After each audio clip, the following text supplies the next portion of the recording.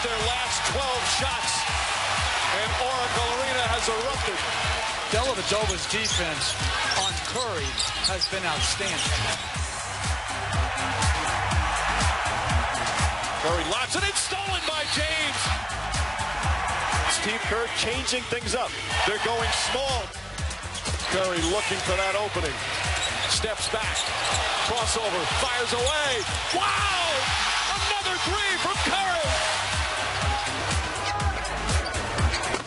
The championship is back in the Bay. The Golden State Warriors are the 2015 NBA champions.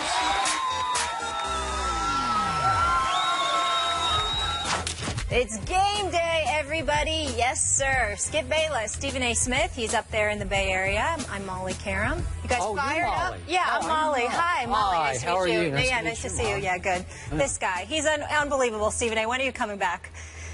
I'll be back when the finals are over. Perfect. Yeah. How you doing? Yeah, I'm doing all right. Let's roll. You know what? I got to say this. It just occurred to me. It's days like today and nights like tonight that I feel very blessed. This is from my heart. I feel very blessed to work with you and to get to talk about matchups as great as this one. I appreciate you, my man. Thank you so much. Appreciate the love. Absolutely. You feel blessed I'm here, too? I feel blessed that Molly is here sitting next to me in this studio. Unbelievable. Yeah. Look at Molly needing the love. Look at Molly needing the love. No love. We Just have leave to talk me about hanging that. out to dry. We have to talk about that. You need love. All right, I got it. All right, no time for small talk. Obviously, we're all excited for this game. Stephen A., let's get right to it. Who wins the series? Give me your prediction. Yes, you have to. It's Thursday. This is the moment. Let's go. America's listening. Heart or head? Bayless. Heart or head? Skip or head? Bayless. Yeah. Skip Bayless. If I go with my head, it's the Golden State Warriors, because obviously the Golden State Warriors, to me, with the year that they've had, the two superstars that they have, as far as I'm concerned, and Klay Thompson and Steph Curry, the reigning two-time league MVP, their marksmanship, the snipers that they are, free throws, three-point shooting, the explosive tendencies that they put forth. There is no question in my mind that you consider all of those things combined with their depth, that the Golden State Warriors should beat this Cleveland Cavaliers team. But if I go with my heart, I look at LeBron James. I do not, more than anything in this finals, I do not want LeBron James to lose 3 consecutive NBA finals. I don't want that on his resume. I think he's too great. I think he means too much to the game to have something like that on his resume, because people won't let it go. They won't think about him taking a team to 6 straight NBA finals. It absolutely drives me crazy, the thought of him losing another NBA finals. I think about Kyrie Irving. I have no doubt, Skip, that Kyrie Irving's going to show up and handle his business in terms of his role. I do have questions about what Kevin Love and J.R. Smith will give me. If they give me what they're capable of giving me, I have no doubt that they'll be able to pull it off, to handle their business. I just don't have that doubt. So when I look at it from that perspective, Cleveland can beat this team. They are built to beat this team. The style of play that they execute is built to beat this team. So it's just a matter of going heart over head. My heart is with Cleveland, but I'm going with my head. Yep. I'm picking the Golden State Warriors to win these finals. I think it will be pushed to an epic Game 7 back at the Oracle. And I think that it will be too much for Cleveland to overcome. I have no doubt what LeBron James could do. I believe Kyrie Irving will help him.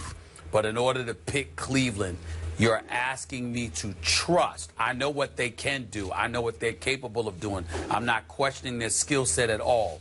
But you're asking me to trust Kevin Love, and to a larger degree, as you pointed out, J.R. Smith, because if Love doesn't give you something, Channing Frye could give it to you. There's no doubt about that. So you have somebody to play the role of Kevin Love if Kevin Love is not effective.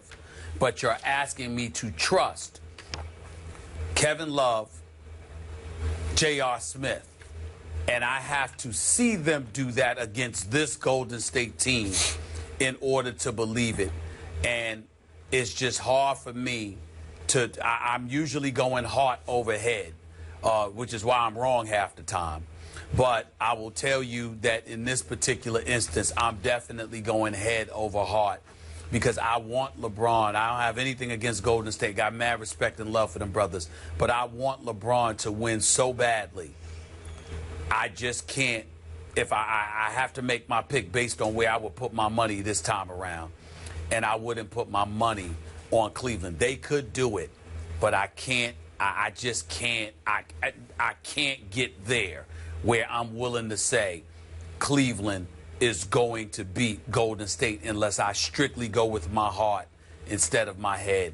And for once, I'm going to go with my head when it comes to the NBA Finals instead of my heart. And I'm going to pick the Golden State Warriors to win this series in 7 games. I am proud of you. Too often in the past, when picking the finals, you have fallen prey to or been victim of your own emotions.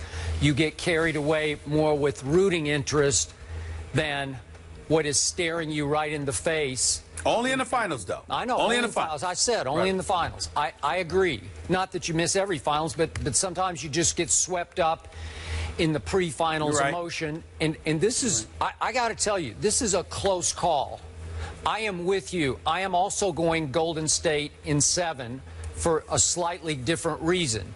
But I want to say up front, this is how much respect I have for LeBron James and, in turn, for the team that has come together around him, that is now clicking at the highest level around him. This is how much respect I have for the job that Ty Lue has done with that team, that I'm going to give it 7 games at Oracle.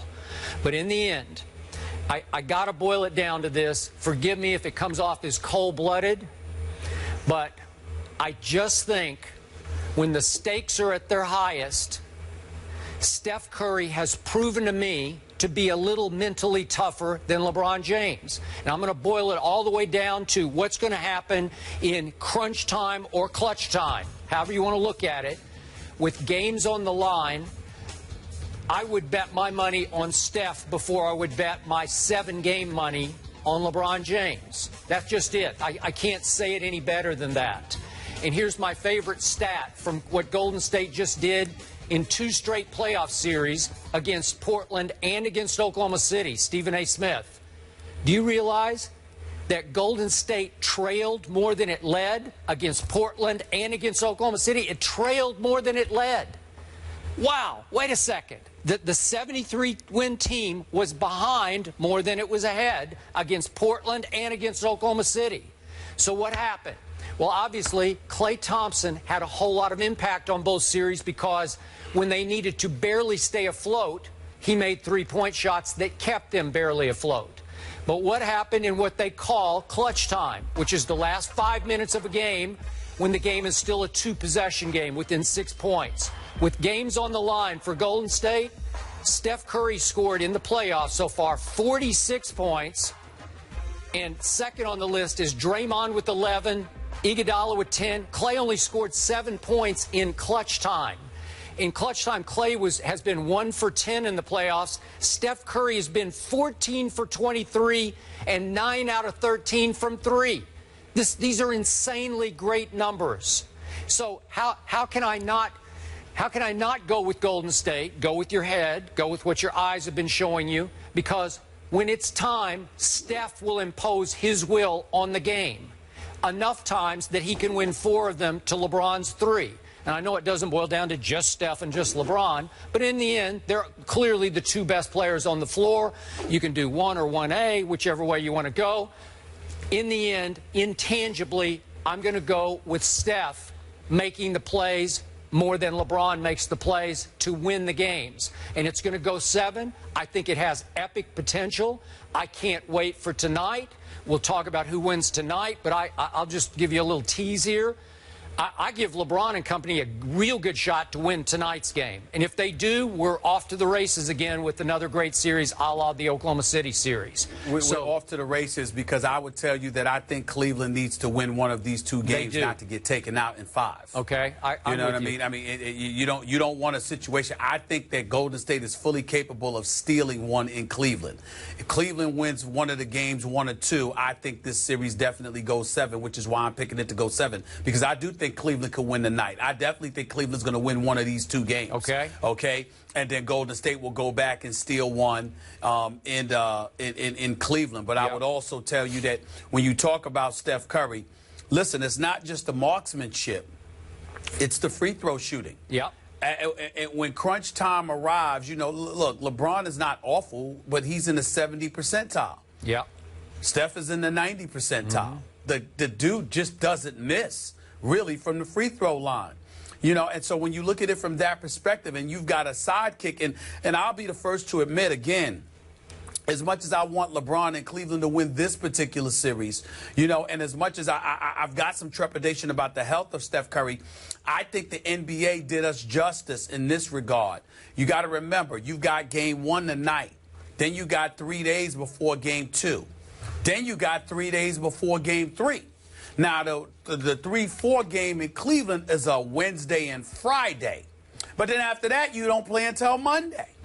And so as a result, rest is not going to be an excuse. Exhaustion and fatigue, rather, is not going to be an excuse for this series, okay? So that's going to help both teams because little injuries, little things, nicks and knacks here and there, things get tweaked. You find yourself in a position where you're going to buy yourself some time in order to get healthy again before you're able, you know, to do whatever it is that you need to do. So when looking at it from that perspective, I think that serves both teams positively in their own way, but ultimately that lends itself towards Steph Curry getting healthier and healthier, you know, for this series. And so when I look at it from that perspective, I just say to myself, again, their depth, the fact that Cleveland's best chance is to force Golden State to play small, but that's when Golden State is at their best. I'm thinking about the depth of Iguodala and Harrison Barnes and Sean Livingston, who I think is going to be a key in this series. I don't think we're going to see much of Bogut at all. And so when you look at it from that perspective, it just ultimately comes down to, I think LeBron's going to do his thing. I think Kyrie's going to do his thing. I think Klay and Steph are going to do their thing as well. But then you're asking me to rely on Kevin Love. I don't want to be disrespectful. I'm not trying to be disrespectful. I like Kevin Love, and Kevin Love can play, and I know it's been an adjustment for him to be the third option. He is no scrub, but you're asking me to rely on him and J.R. Smith to come through. I have no doubt that they can. I'm just questioning, will they, as consistently as they will need to in order to win this series against those role player defenders that will be out on the court. You, Kevin Love, you got Draymond Green in your face. Okay, you J.R. Smith, whether it's Klay, Iguodala, or Harrison Barnes. You, LeBron, you got Iguodala and Harrison Barnes up in there, even though you abuse Harrison Barnes. But Harrison Barnes is playing for a new contract, Skip. He wants his money. And so I'm just looking at it, and, you know, these are reasons like Cleveland could win, but they're also reasons Cleveland could lose. And I'm just sitting back here and saying, do I trust Love to come through? I've never seen him do it in this situation because he's never been in this situation. And last time I saw JR, he was shooting 31% from the field and 29% from three-point range in the NBA Finals last year when LeBron desperately needed him. He gets to sit back and spot up now and just launch shots, and they're going to be open shots if Kyrie and LeBron are feeding him, which I have no doubt that they will. But again, what proof do I have that they can do it? I have all the proof in the world that Golden State can do it because they sit here today as the reigning, defending NBA champions. I have no choice, and I want to pick LeBron so badly. You know that. I know. But I hear you. I can't do it. Okay. Back to Kevin Love. I've said it from the start. I don't love Kevin Love. I ask you, are you sure he's going to play high minutes in this series? I'm not sure about it. Well, that depends. I'm not sure Ty Lue really loves him some love, even though he raves about him. That's all contingent on whether or not he makes shots. The acquisition of Channing Frye was key because Channing Frye makes three-point shots. Plus, if you remember, everybody talks about him as just a three-point shooter, but, you know, he doesn't have any post-game whatsoever. Well, against smaller players, Channing Frye is capable of posting. You remember, when Isaiah Thomas drafted him for the New York Knicks, that was one of the biggest reasons he drafted him, because of a post-game he showed against smaller players coming out of college. So he does have that capability. And the fact that he plays the way that he plays from the perimeter is what enables you to not worry about Love.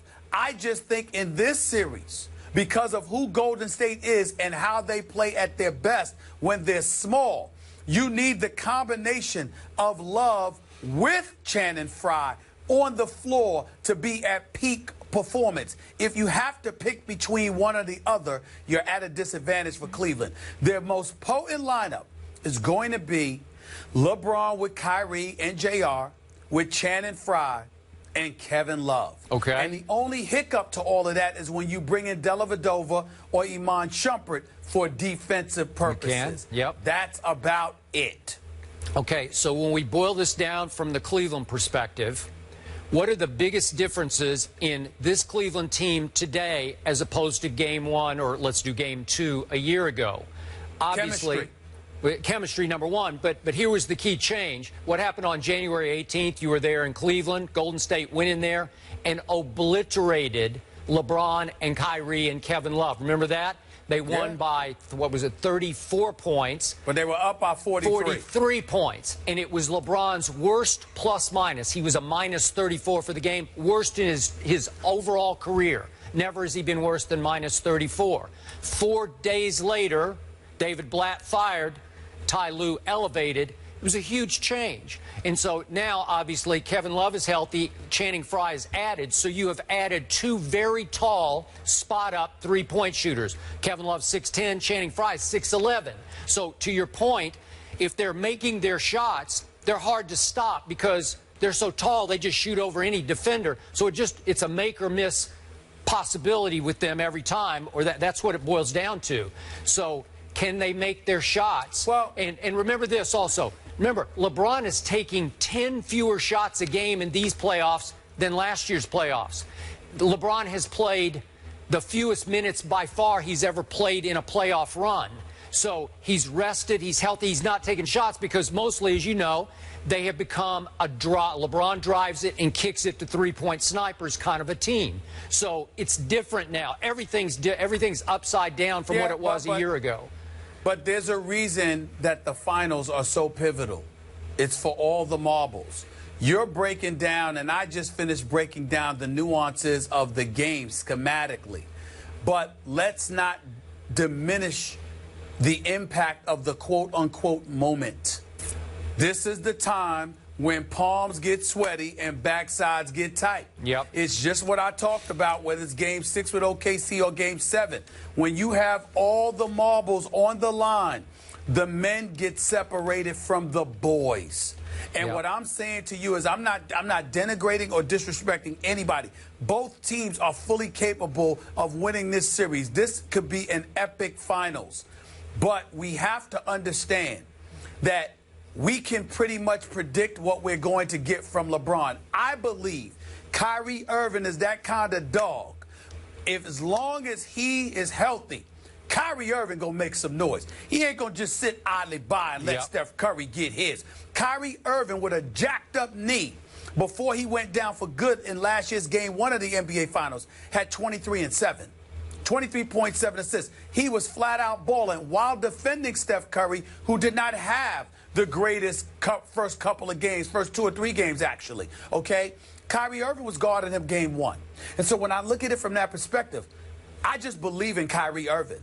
I believe in LeBron. I know that Kevin Love has the talent. I know that J.R. Smith, when he gets hot, is as lethal as anybody. But they're question marks at this moment. More so Kevin Love than J.R. J.R.'s a question mark because making or missing has nothing to do with the moment with him. He's either on or he's off. He's completely unfazed. He ain't fazed by the moment. He's just either making them or missing them. I don't know if Kevin Love is going to be fazed by this moment. I haven't seen him. And he's got Draymond that's going to be trying to get in his head. And I'm thinking about all of that. And that's where I'm at right now. Golden State's deep, man. Steph Curry, Klay Thompson, yeah, Harrison Barnes. You got the Bogut, you got the Draymond Green. Then you got Spates, who can take you away from the basket, hit perimeter shots. You've got Livingston, who can be a matchup nightmare. You got Barbosa, who could be an energizer bunny off the bench. It's either Barnes or Iguodala that's coming off the bench. That's 9 deep right there. And so I just look at it and I'm like, wow, I can't underestimate these dudes. I just can't. I hear you.